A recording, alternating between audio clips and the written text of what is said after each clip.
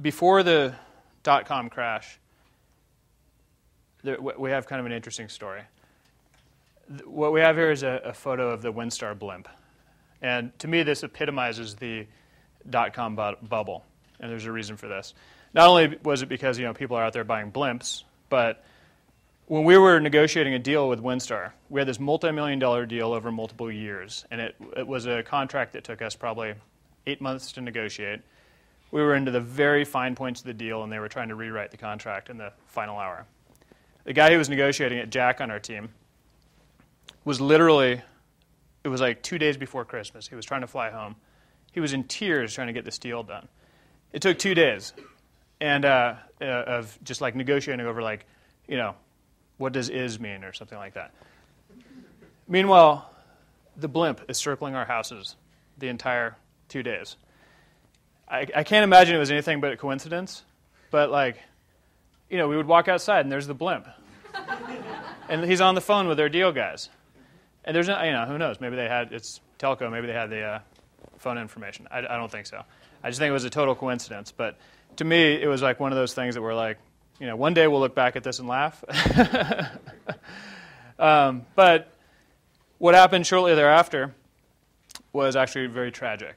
Of course, 9/11 happened. And the thing about 9/11 for us is that we were in the middle of a funding round. And so not only was it obviously super tragic and everything else, the guy that was our deal was inked. It was papered, completely done. The guy was flying out to sign and finish the deal. We moved the meeting up one day. He flew out on September 10th from Boston. And he woke up in the morning, we went to go have the meeting, and he's like, we're done. And so deal over. We were in the red. All of the senior people in our company had focused on getting the deal done, not focused on the revenue of the company, because we're like, we got all this money coming in. What do we care about that for now, right? Because we're going to burn into the red anyway.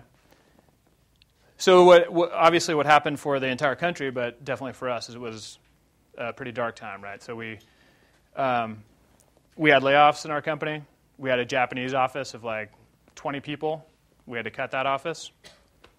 And we retooled all of our business models. Scott and I both took salary cuts down to, I think, about $40,000 a year or something like that for about a year. It was rough. It was rough times. But what came out of it was actually pretty positive because two things are interesting. We retooled all of our business models, and we took what used to be 6 months of negotiations per data center deal and chopped it down to, and it was about a 30-page agreement with all kinds of clauses and this and that and all this crap. We chopped the whole thing down to 2 pages, one sheet of paper, front and back, sign, done. No negotiation. We gave on all the points that people were negotiating us on. It was $5,000 per physical data center per month. You could have as much urchin as you want. See, our goal was not to get every dime out of every customer. It was to be the most dominant web analytics product on the market. And to do that, we had to make it really scalable, not only from the back-end technology, but also from a front-end perspective. We had to make it so that the user using the product could get in there and actually understand what they were doing rather than having to call us every 10 minutes and say, what does this mean? How come, whatever. So we built in all kinds of help into the product and, tried to make the product really intuitive and something you could just run yourself.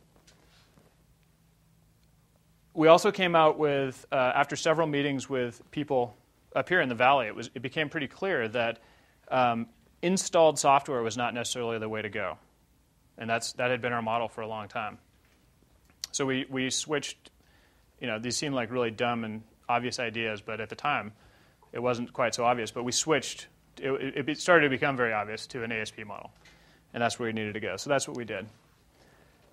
And we became pretty dominant. We had all the major hosting companies using Urchin, and many of them still do. Many of them still provide it today. I'd say it's still the most dominant on the market.